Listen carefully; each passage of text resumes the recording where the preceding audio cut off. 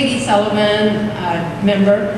I have a question about something that has often been a problem for presidents, and that is the quality and quantity of administrative support or financial support, moral support that both of you have in order to perform as effectively as possible for the next 3 years as incoming president, and past president.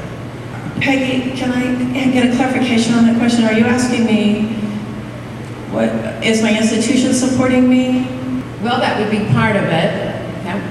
And my family supporting me? What nature? I said I'm not looking for a yes or no answer, but more like what's the nature of it?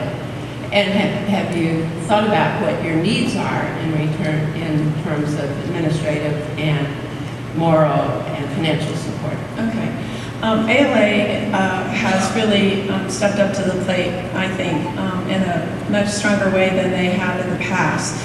They are supporting us, or they have offered support to the winning candidate in a much better way than I think they have in the past. And I feel stronger about that. I feel more supported about that. My institution has also agreed to give me some support in the future in some ways that I feel very comfortable with. Certainly my family is very supportive. That was the first thing.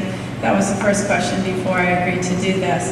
So I feel very comfortable that I'm going to be able to do this. I'm also not going to do this full time, and if that's an important question that someone needs to have answered, they need to know that I intend to continue to do my job part-time while I would be president of ALA. I will do it part-time while my institution continues to hire someone to do my job part-time.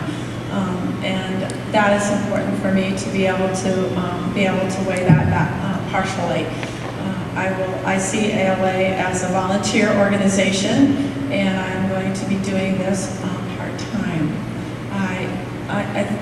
Does that answer your question to some extent? I feel very supported by my friends and my colleagues and my institution and my family and ALA staff. And I feel that I'm capable of doing this in a part-time way and give it as much as I can. And I'm very comfortable and ready to do this.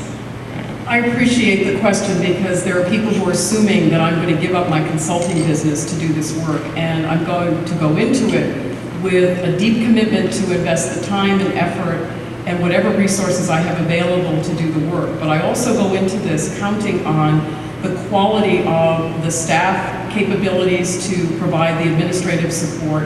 I have wonderful support in my family, and I will count on that as well. And I have the advantage as a consultant to discover that if there is a greater demand for my time and that pull is toward the ALA work, for me to cut back on the consulting. The reason I don't want to give up the consulting work that I'm doing is it's really enriched my capabilities, and it's a big piece of what's preparing me to undertake this role and to do it successfully. And this is just a heads up to Keith Fields. I'm operating on an assumption that he and his staff are going to work with me to address the questions that are behind Peggy's question.